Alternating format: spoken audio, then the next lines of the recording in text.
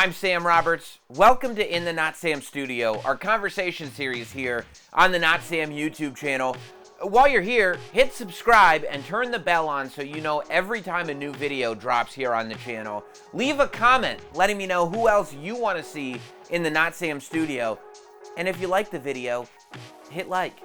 In a very short period of time, Paul Walter Hauser has made sure that he's acted in something that you like. He's made you laugh in Cobra Kai and playing Jeff Galooly's bodyguard in I, Tonya. He's made you cringe working with Spike Lee in BlacKkKlansman.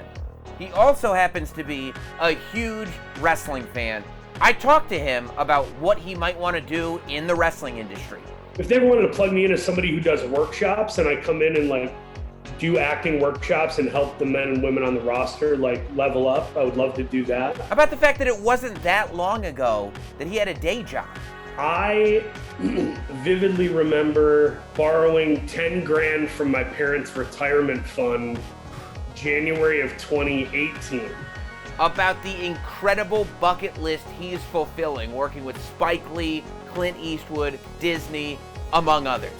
I can't take all the credit. I've gotten to work opposite Sam Rockwell and Emma Stone and Margot Robbie and Matt Laurie and Jonathan Tucker. I've really worked with a lot of great thespians, and I think it makes me better and it makes me look good if I can hang with them. I am such a fan of what Paul Walter Hauser does on the big screen. That's why today, Paul Walter Hauser is in the Notsam Studio. I've wanted to talk to this guy for a while because, I don't know, man. I feel like, so I'll tell you, Paul Walter Hauser is here, first of all. And I want to tell you that before I even knew that you were like a huge wrestling guy, and I could already tell, usually when there's people who are in entertainment that are quote unquote wrestling fans, I usually throw a couple questions in just to see what level are we really talking. But based on your tweets and the shows that you've shown up on and everything, I don't even need to test it. Clearly you're the real deal. But I got to tell you, dude, I became a fan after I, Tonya. I had no idea anything about you being a wrestling fan. I didn't know anything about you as a human being. I was just blown away by how hilarious you were in that movie. Thanks. That movie was that was kind of a big moment for me, just because I was booking roles. It wasn't like I never worked. I just wasn't working on things that were kind of lauded or praised in the media or the public. I did this show Kingdom, and this show about MMA, I was kind of like the one out of shape person in the whole show. It was like Frank Grillo and Nick Jonas and all these guys. But that was the start for me to actually make a little bit of money and quit my day job. But Wow. Tonya was the one that propelled me to where it helped me kind of get in all the rooms and kind of get seen by the town. And as an actor, you really know the rungs when you're climbing. When you stop borrowing money from family and random friends, that's a big moment. Right. And then when you start buying everybody else's coffee and pizza and stuff, that's a big moment. And then I, Tonya, was like, holy crap, I'm in a movie that got 3 Oscar nominations. That was pretty crazy. Yeah. I mean, and what's crazy is when you think about it. So the show that you were on, so I guess Kingdom is the gig that makes it so you can quit your day job. How long before that was I, Tonya? Oh man, I quit my day job. I was working at Flappers Comedy Club in Burbank, California. I was a door guy. Uh-huh. And then I would also get up and do stand-up on some of their showcases. And I was working there till the first week in March, maybe, of 2015. And then I, Tonya, we were shooting that. We wrapped I, Tonya 2 years to that week, early March of 2017. Wow. See, that stories like that are crazy to me, because now it's I feel like a lot of people watch you, right? And they just see you're in I, Tonya, and they're like, oh yeah, that's the guy from, and then BlacKkKlansman, and then The Five Bloods, and Richard Jewell obviously was huge.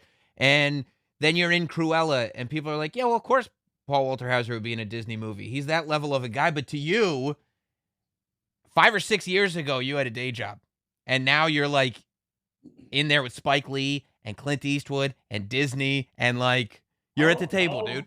I'll put a finer point on it too. I vividly remember borrowing 10 grand from my parents' retirement fund January of 2018. Because mind you, I had already shot and released I, Tonya, and I had already shot Black Klansman.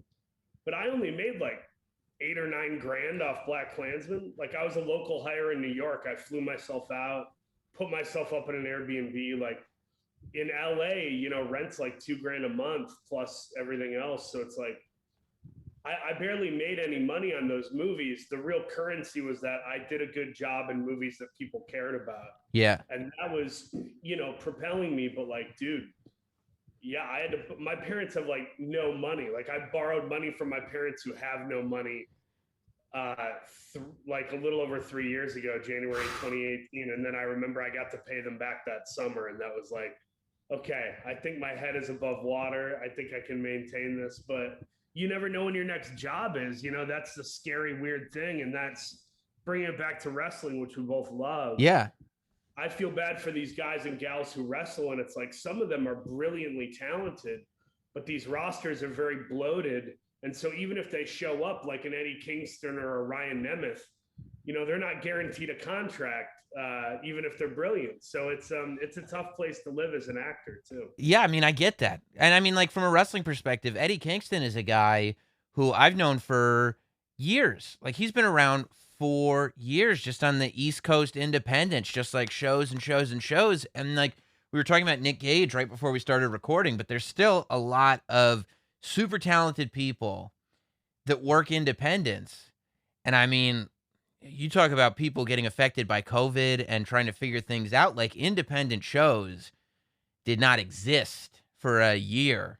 And that's how these people are making their money. There is no fallback. There's no sort of like, okay, well, you're still employed here. It's like, if there's no show, there's no money. Right. Yeah. If Nick was going to rob a bank, he probably should have done it in 2020. One would have imagined, but best laid plans, you know.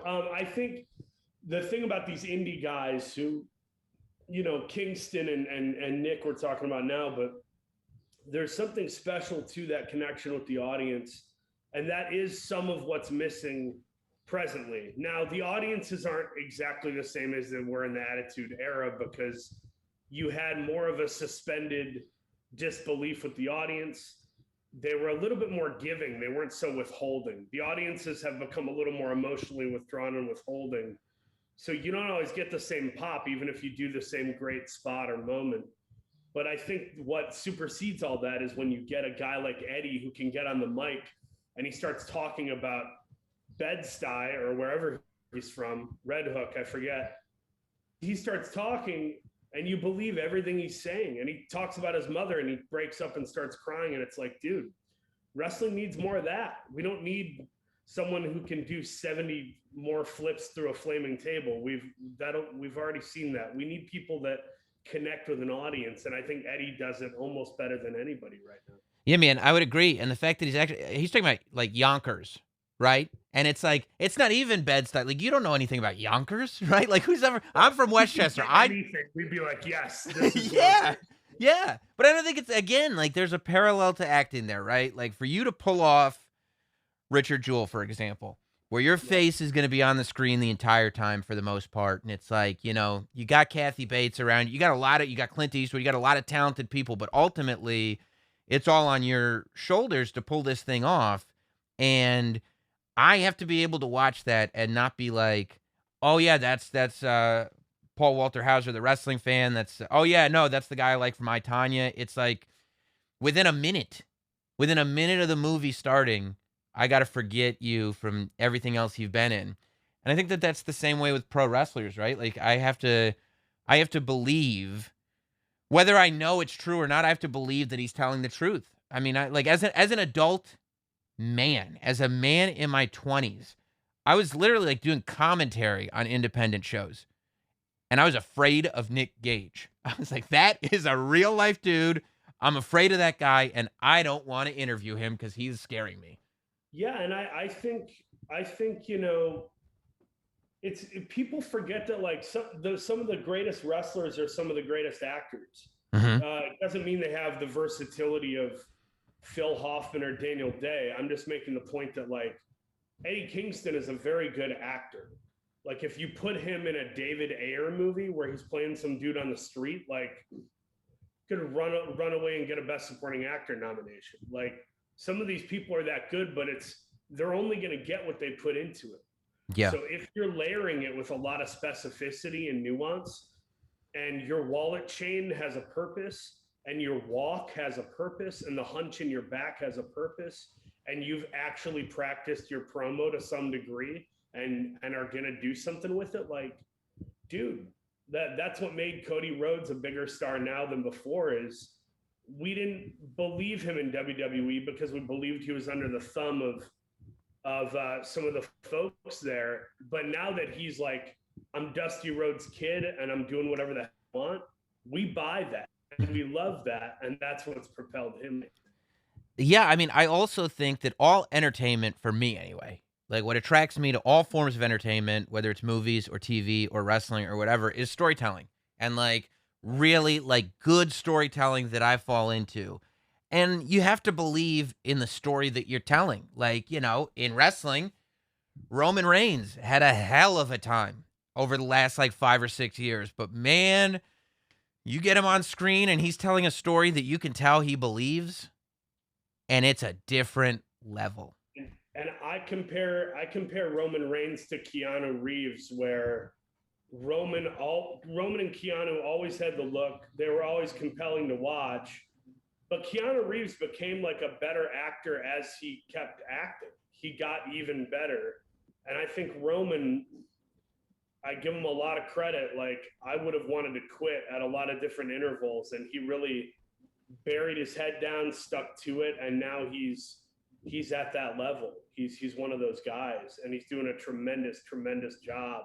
And by the way, he's doing it at a time, it's kind of like Saturday Night Live, when all the great cast members leave, you have to rebuild. Mm-hmm. Like it's not easy for a guy like Roman Reigns or Seth Rollins. They don't have full creative control. They're working through a pandemic. They lost a couple of real players and mentors like Arn and Kurt Angle and whoever. Like it's not an easy time to be wrestling. And I, even though I'm a little more of a Jacksonville guy now, Mm-hmm. I give so much props and love to the guys and gals who bust their humps every week up in Connecticut. I love those guys. Yeah. Yeah. And, you talk about icons not being there. Like the fact that John Cena leaves a gap that has to be filled. Like you can't just jump in there. I mean, you can't even see the guy. That's the problem. That's the problem. You have how can you follow an act that you can't see? Hey, we need you to basically be humorous and be able to rap and be attractive and be able to do your finish on the big show. And also your camouflage. We can't see it. Can you do that? Can you do that? Because really, that's what the role requires. That's what we're looking for. Ass. Yeah. It's a big ass. I want to get back to, we were talking about something interesting too, which I just want to hear your opinion on, which is, do you think there needs to be more of a push for the younger unknowns who get thrust in the spotlight? Meaning, in the NFL, there can be a guy who leaves college and he's starting on like one of the 10 greatest teams in the league. Overnight, you're the quarterback of the Saints or whatever. Right. I think in wrestling, it would behoove them to maybe do that more often, because then we're rooting for the underdog and the unknown, rather than, hey, we're going to have you do 1 million squash matches so the audience thinks you suck. Then you'll get over, but it'll kind of feel like an accident. Yeah. And then once you're over, we're still going to put you through the ringer to where you'll basically be begging for like a European title. Yeah. I think that really goes against the grain of making a superstar blow up. I think the overnightness is important, and we saw that in the acting world with like Timothy Chalamet.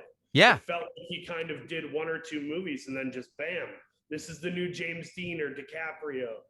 I think it all travels, and I'm wondering, how does it track with you when you see people get buried versus, I think the opposite is a Darby Allin, where you go, we're strapping a rocket to you. The rocket isn't going to make you explode, but you're definitely going to be in the air. You know what I mean? Yeah, I mean, I couldn't agree more. I think, like, for instance, if I were running things, by SummerSlam, Matt Riddle would be the champion. I mean, I just think that there's a guy that can literally do everything. And I do think, like, I was watching, I think it was the documentary they did on Big E. It was one of them. And it was kind of that story of, like, Big E proving himself in, like, the 8 or 9 or 10 years or however long it took him to finally get to a place where he's in contention for a singles title. And now he's finally ready. And I was like, I mean, it's a great story. But then I was like, you know what? There are way too many stories of guys that had to spend 10 years. Like, it's all the same. Every guy that wins, it's like, I've been here for 10 years and I finally am getting this opportunity. And I'm like, that should be a segment. Like, it should be some people that's just their story and that's just how it happens. But you should be able, and maybe you don't make them a superstar right away, but the idea that somebody just comes in and has the opportunity to at least try to set the world on fire and that we actually go, I think so. Like, I think that there should be more stories of people who within their first year are becoming champion of the world. Yeah, yeah, I agree. I think when Sami Zayn fought John Cena on Monday Night Raw, I don't know, it might have been 4 years ago or something. Mm-hmm. That was a really wonderful moment because he held with John. He was incredible. I know he hurt his shoulder.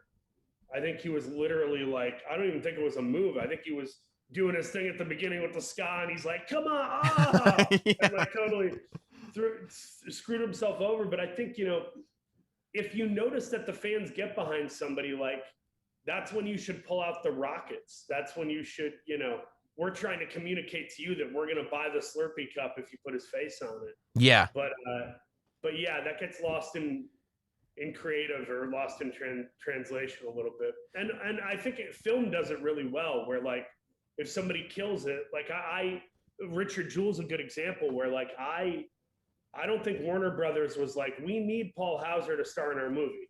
No one ever said that, even after they saw it.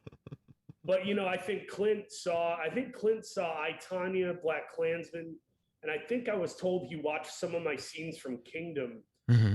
But that's a composite. He probably saw 18, 20 minutes of footage of me talking. That's and then was like, we're gonna put a rocket on you.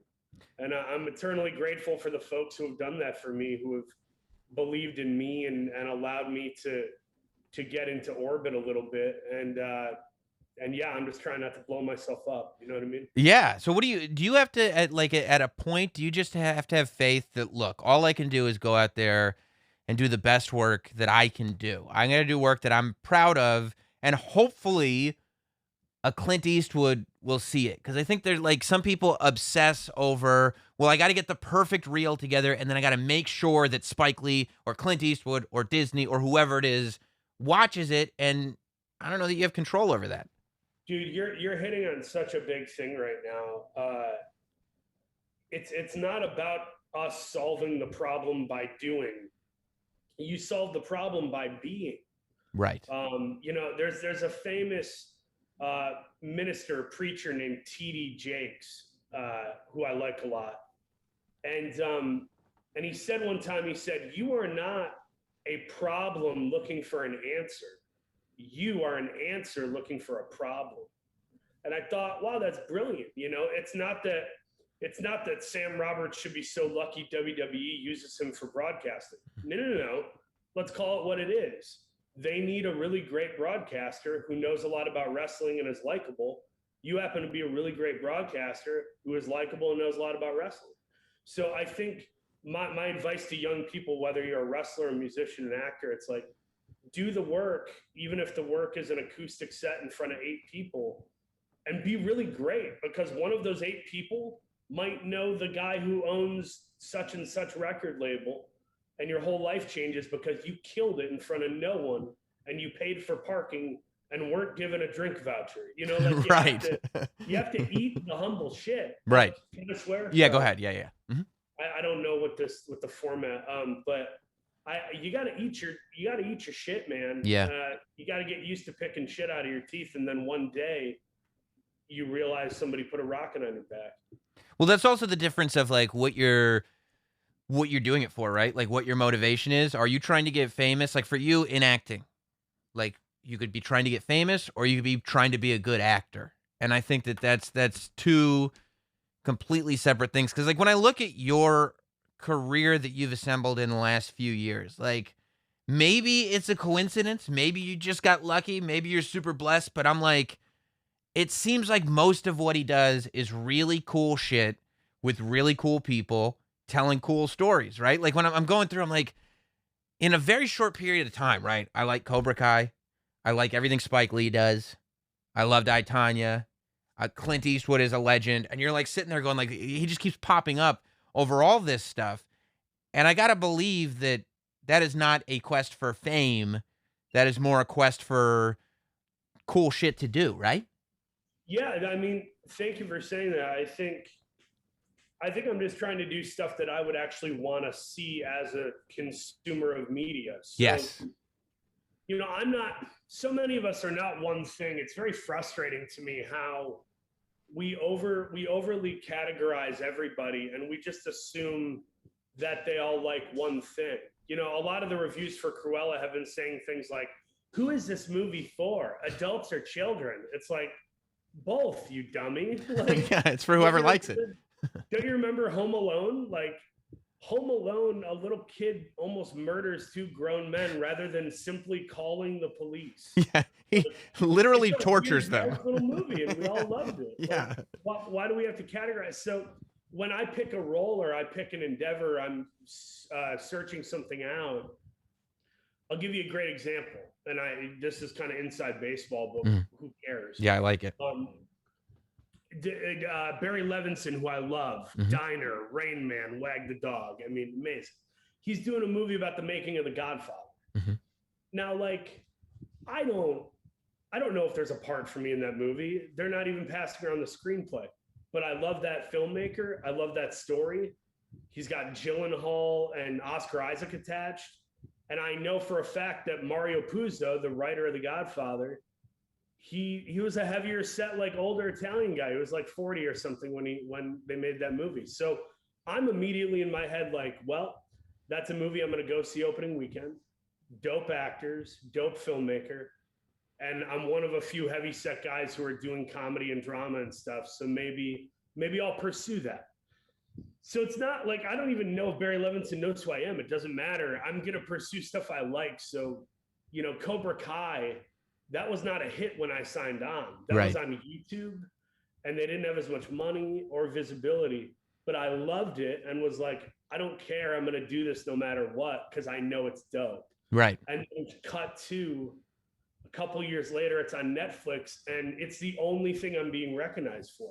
Like, no one's coming up like, dude, I loved you as that racist piece of crap in Black Klansman. Nobody's saying that. They're all coming up and saying Stingray. So, you know, happy accidents too. You got to go with your nose and sniff out the good stuff, and it'll pay dividends, you know? Yeah.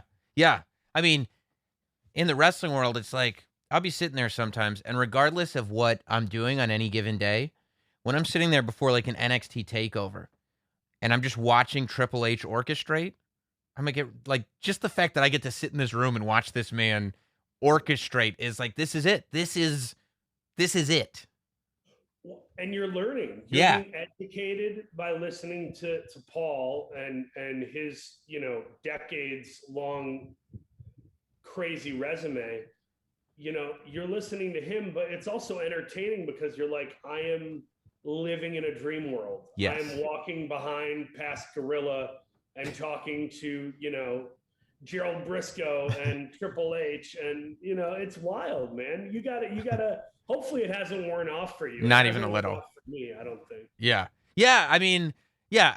Do you get any sort of imposter syndrome or anything like that? Like, are you good at? I mean, go back to Richard Jewell, Clint Eastwood. He's like, yep, you're the guy. I want you to be the star of my movie. Are you good at wrapping your head back to that sort of answer to the problem thing? Like, can you sit there and go, you know what? I know that I'm a good actor, and if Clint Eastwood saw something in me, he's probably right. Yeah, I think I'm some weird combination of just bottom of the barrel, bury your head, shut the lights off, doubt, and depression. That's like half of me. Mhm. And then the other half is like, I know exactly when I'm good and I know when other people are good. And it's not arrogant. It's just, it is what it is. Like when you can say you're a good broadcaster. It doesn't make you a bad person. You're stating facts, or you wouldn't have 3 or 4 jobs. Or, like I think, with Richard Jewell, I didn't even question it because I'm like, I look like the guy. The script is amazing. I got Clint Eastwood, and I'm out of my mind. So if I just like play the crazy and just walk into the fire, I can do it. But there were mornings where I'd be in my car with my driver, and the PA would knock on the window, and I'd say, I just need a couple minutes, and I'd be blaring Kendrick Lamar or like Hillsong worship music, and I'd be pounding my chest, punching the dashboard, and like slamming a Starbucks iced coffee. Because like for me, it's like almost like I'm like an athlete. This is my field. I have to psych myself up and say, today you're going to do a monologue and cry with Kathy Bates and make Clint Eastwood happy. Mhm. That's terrifying. So if I don't walk on a set like I'm the dude, I'm never going to be able to pull it off, and they're going to see and smell that, Yeah. So I'm constantly warring against imposter syndrome and fears, and kind of having to pump myself up a bit. It's me waiting in gorilla, Yeah. getting ready to spray my water bottle. Isn't that such a wild thing though, to like literally do this thing that I'm assuming you've wanted to be an actor since you're a kid, like I'm Right. forever. So to literally do the dream job with the people you could only dream to do that job with, you have to have your mind doing backflips to try to trick yourself into being okay with the fact that you're about to go do this thing. Yeah, and coming from a religious background, there is some weird residual thing of feeling like unnecessary guilt, where like, or you feel like you don't deserve the good things that are happening to you. But that's religion. That's not faith. Faith would tell you you've been gifted this, you should be overjoyed, and then you should share that joy with other people. So I'm trying to change lanes a little bit mentally, emotionally, and just like hold on loosely to the career, and then be the joyful guy who lives out the gratitude, because nobody wants to see a talented person they like moping around like, oh, I feel like I'm never going to work again. It's like, no, idiot. You just did 2 Spike Lee movies and, are working with Disney. Like, I'm pretty sure you're going to work. Just keep doing what you're doing. Yeah. Yeah.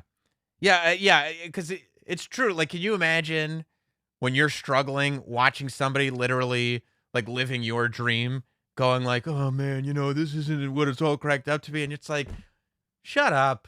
Shut up. Yeah, like I would be annoyed by that person, but I've been that person. Yeah. And you don't want to swing to the other end of the pendulum, which is like being overly entitled and expected.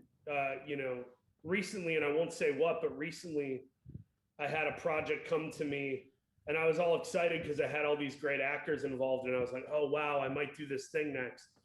And then it kind of got rescinded out of nowhere and pulled away from me, and I was kind of like a little butthurt, a little bit like, well, I thought this thing was my thing. But that just goes to show I have to break that mentality of like, you can have confidence in your craft and who you are, but never let it go so bloviated to the degree that you're like, I deserve this thing. It's like, no, you don't. There's other people. Yeah. Fight for everything you have.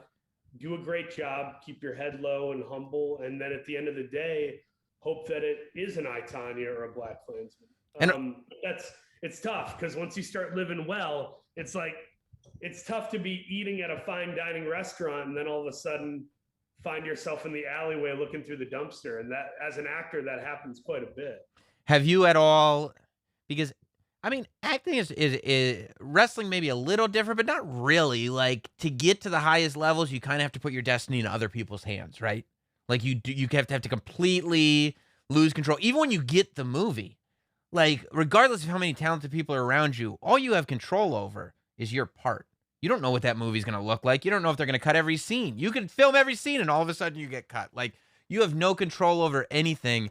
As you kind of succeed more, do you find yourself wanting to figure out ways to branch out and do things that you can control, or have you gotten better about just letting go of things that you don't have control of? You just spoke more wisdom than some film schools. What you said about being in control and not in control. It's like I'm buddies with Aaron Stevens, Sandow. Sure. Aaron is a fantastic comedic performer, and he does things with such commitment every time out. I love that about him, amongst other things. And the reason I point him out is, it's that making chicken salad out of chicken shit thing. You don't enter into stuff looking for chicken shit. You still look for the chicken salad and say, I'm going to do this great project. For Aaron Stevens, that was like, I'm going to be in the Andre the Giant Battle Royal. I finally have a platform. Let's go. And then he crushed it, hit it out of the park, and they still didn't let him win because whatever. I won't get into that. But I say that to say, best laid plans. At the same time, you can only control your own performance and know that you might not end up victorious, but you're always victorious if you do the work. I think Dolph Ziggler is a good wrestling example of that, where Dolph Ziggler, listen, he's not in the title contention for world champion, but he's been a world champion. He's held all the other titles. He's had classic matches and feuds. He's now probably sort of emeritus status, He's one of the guys who's been there the longest, like Kenan Thompson on SNL or something. Yeah. And he's going to be in the Hall of Fame, dude. Dolph Ziggler will, for sure, without a question, without a doubt, is a future Hall of Famer. So I look at myself like that. Would I love to be Kenny Omega? Would I love to be Moose? Would I love to be one of the top guys? Of course. But I can't control that. I can only control, am I bumping? Am I connecting? Am I doing the promo? So, I look at myself like Adam Page or Dolph Ziggler. I'm right in the middle, and I'm hopefully making the product better every time I'm involved. Yeah, and it's like with Sandow, for example, the whole Mizdow run, regardless of whether it led to anything or how it ended or anything like that, you can't take away the run. You can't take away the material. You can't take away what it was. That's going to live forever, and people are going to remember that forever. In movies, if nothing happened after Richard Jewell, if it was literally the last thing you ever did, it still exists, right? Nobody can take that thing away. Yeah. If I quit tomorrow, it would still be a crazy resume that everybody would be like, yeah, in 5 years he did blah, blah, blah, blah, blah. And that's cool. But I think, my favorite actors are usually not my favorite actors are not Will Smith and Tom Cruise, even though I enjoy them quite a bit. My favorite actors are Peter Sarsgaard, Michael Shannon, Giovanni Ribisi, Ben Foster. I like these weird guys who are just always freaking great. And that's all I want to be. If I win an Oscar, cool. If I get a $5 million paycheck someday, cool. But the only thing I can plan on is I'm going to put my heart and my brain and my blood and my sweat into it. Yeah. I mean, Giovanni Ribisi, Boiler Room might be one of the most underrated movies of all time. All I remember from Boiler Room is the cast was pretty great. Yeah. And it had Nicky Katt and Vin Diesel and Ben Affleck. And Affleck has that moment where he gives that speech, and I just remember he said, "Ear to ear, baby." Ear to ear, baby. Yeah. And it's a guy thing. That's such. You could sell ear to ear with a box of beef jerky and tickets to NASCAR. It really is. Ear, baby. Yeah, he's in that boardroom, and he's like, "They say money doesn't buy happiness. Well, look at the fucking smile on my face. Ear to ear, baby." And you're like, "I'm there. Whatever you're selling, I'm buying. Yes, whatever you need." And then, I don't know if you ever saw. Did you see Michael Shannon played Elvis in the movie about Nixon and Elvis and Nixon?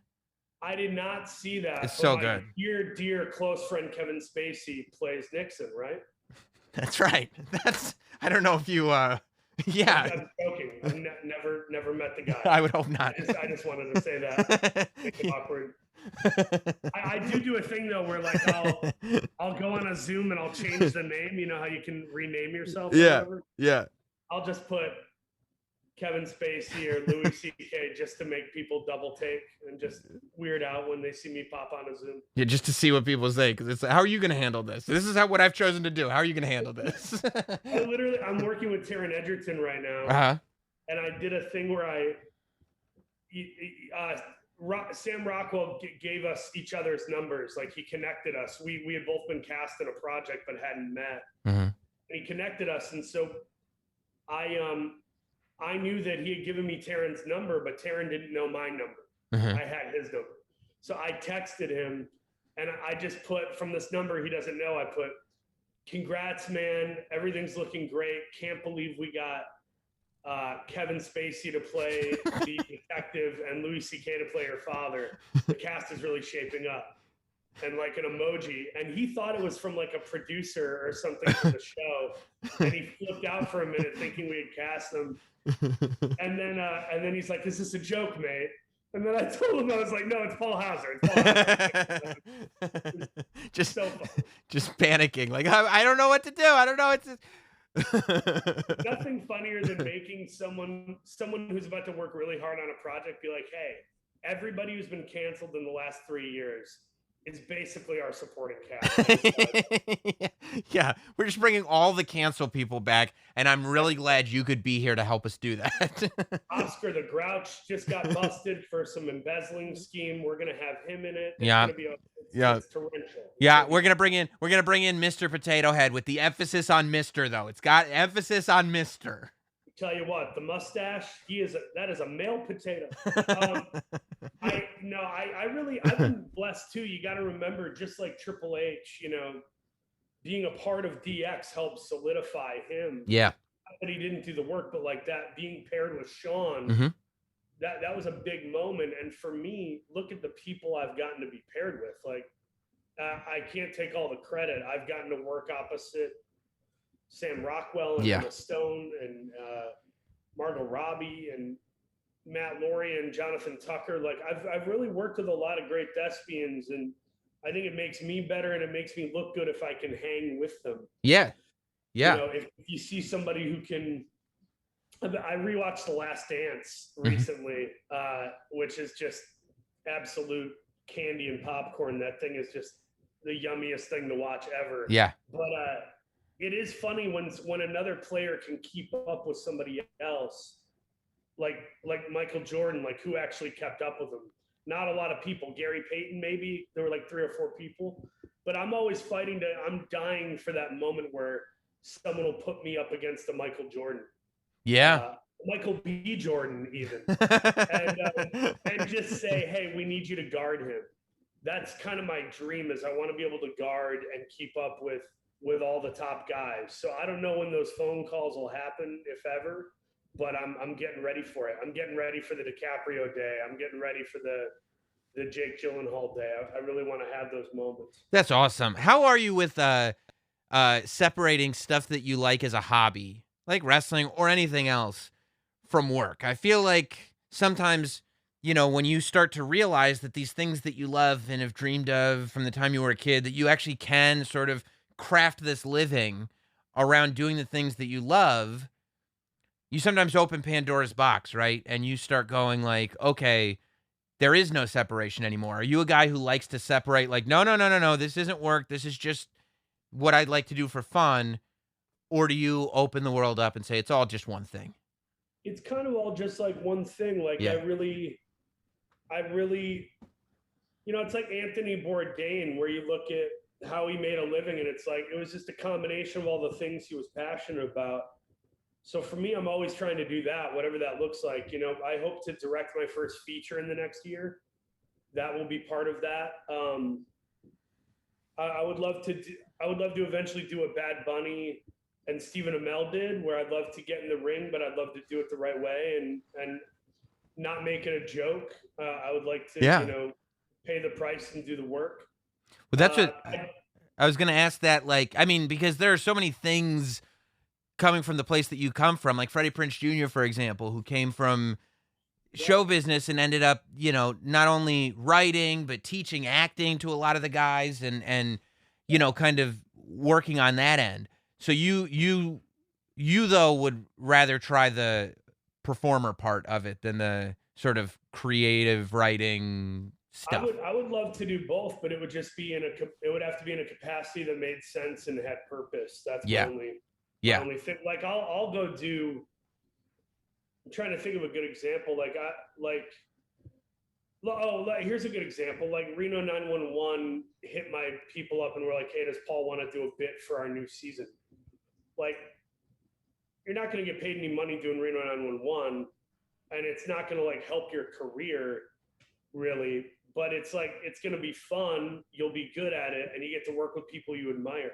Right.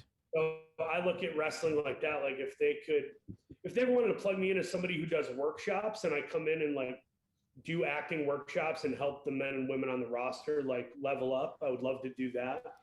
Or if they were like, hey, we'd like to give you a 1-year contract, do you want to be a creative producer? Like I would totally think about stuff like that. Yeah.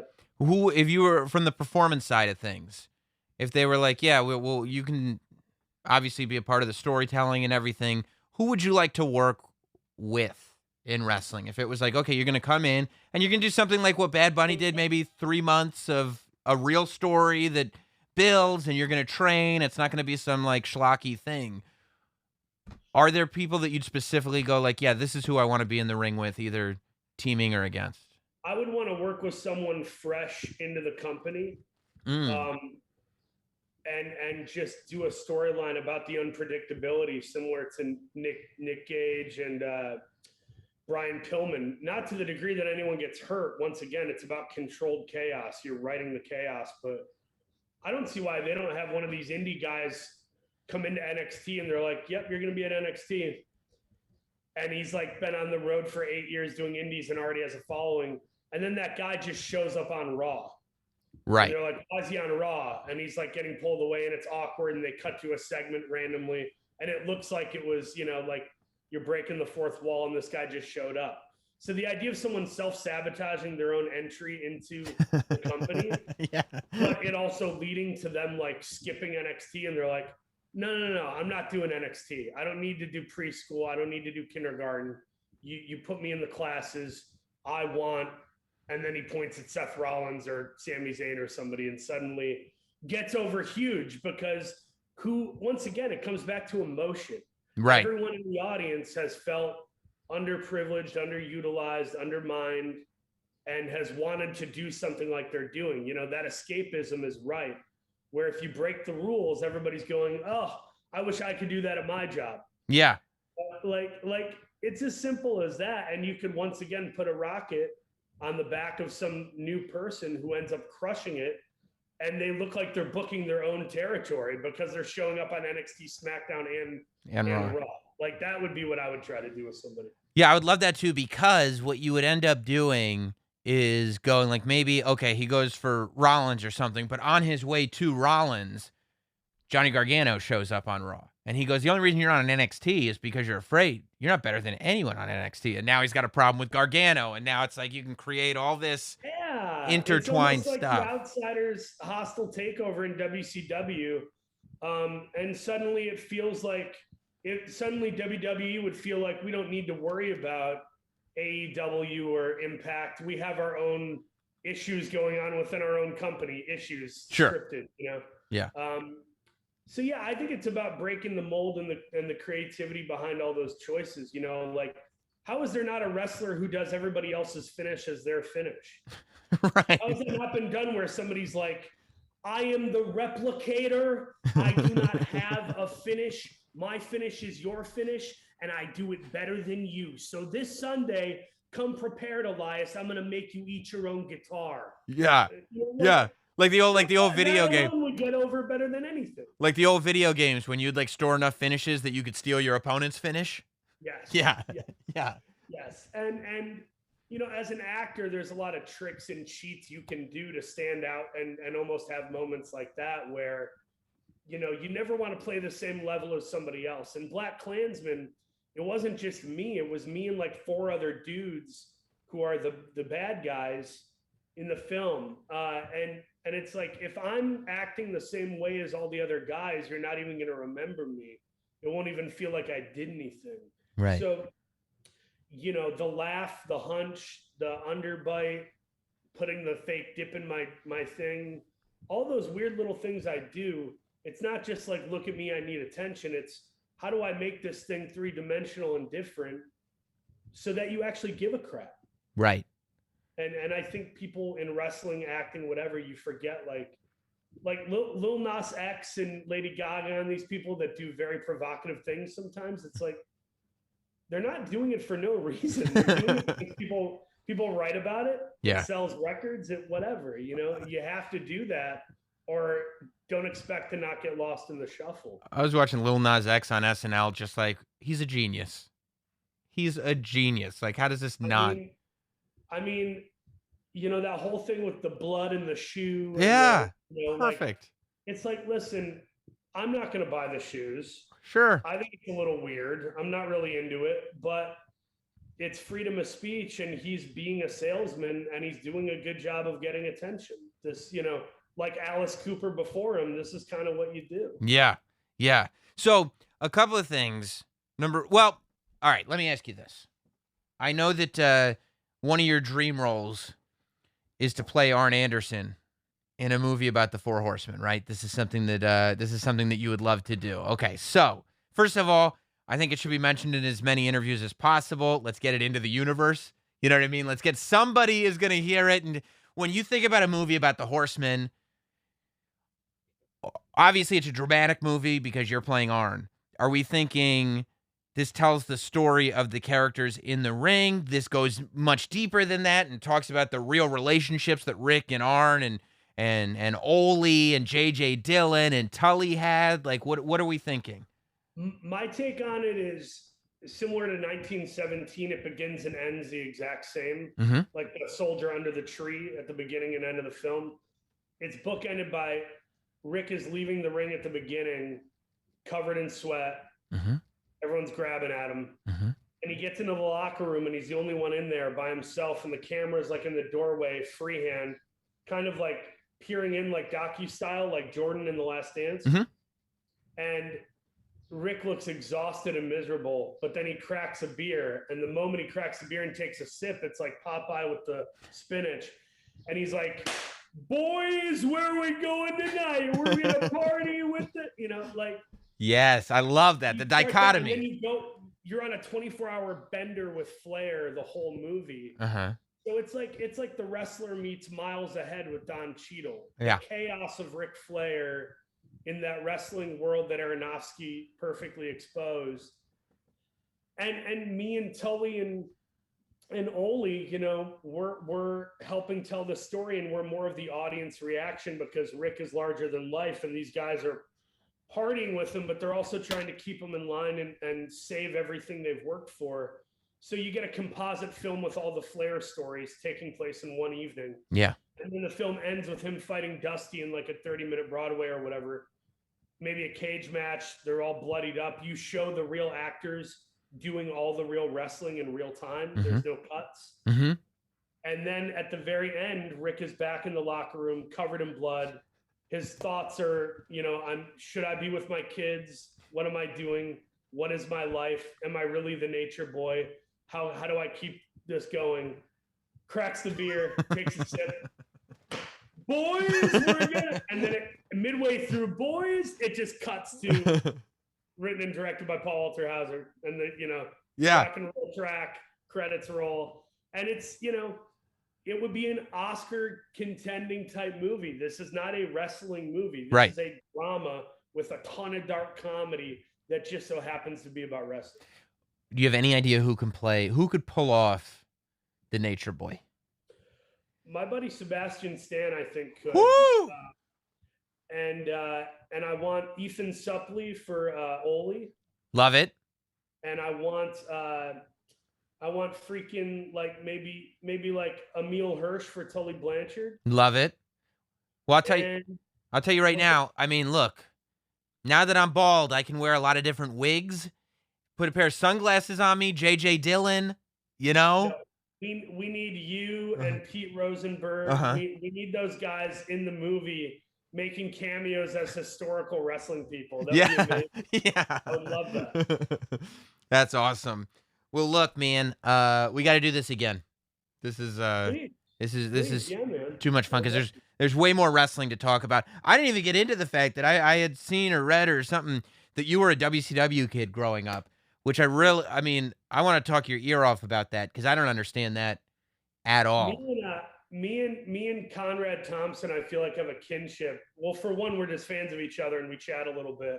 But he and I have that same thing of like we really honored and appreciated the NWA WCW life. And a lot of people kind of write it off, but like at one point in WCW's roster, especially the early to mid 90s, Mm-hmm. the talent that came through there was insane. Mm-hmm. And some of those matches, Steamboat and Flair, Vader and Sting, Sting and Cactus Jack. I mean, there's some brilliant stuff in there that gets lost in the shuffle. Dude, when I was doing the show on the WWE network, I went over Starrcade and how Starrcade was amazing up until 1990. And I said every Starrcade beyond 1990, every main event was terrible, except everyone failed except for one, which was amazing. Ric Flair, Vader, Starrcade 93. Flair is a babyface. His career's on the line. They're going to his house to pick him up. The limo ride Oh, the limo ride is the greatest. Flair is so subdued, and his performance is so tiny in the best way. When he's talking to Mean Gene, it's like he's going to a funeral. yeah. You feel like he's going to his own funeral. Yeah. Yeah. It's so Starrcade 93, Flair versus Vader is unbelievable. It's just great. Well, look, I'm quite sure Cruella is also unbelievable. I would encourage everybody get out there, get to the theater, man. The masks are coming off. Let's get out to the theaters. You know, it'll be on Disney Plus. If you can't get to a theater, it'll be on the Disney Plus premiere thing. But I mean, get to a theater. It's a good time, you know. And I always say this, man. I like supporting out of the closet wrestling fans, people who are outwardly wrestling fans. You got to support it because the more of us that are successful, the more of us there will be. It's just good for everybody. So even if you weren't going to see Cruella and you're a wrestling fan, get out there and see Cruella because one of our own is in there. So come on, guys. What are we doing? I so appreciate the endorsement, and I promise you, it is worth your while. It's a tremendous movie. I stand by it. It has what a lot of Cobra Kai fans want too. I think it has action, humor, heart, a great ensemble. I think Cobra Kai and Cruella, it's like these are like the height of great family entertainment, and I'm honored to be in those projects. And I think you'd be hard pressed to find a better tag team this summer than Horace and Jasper. So check it out. Well, thanks a lot, man. I appreciate the time. Yeah, dude, we'll do it again. Definitely. Cheers.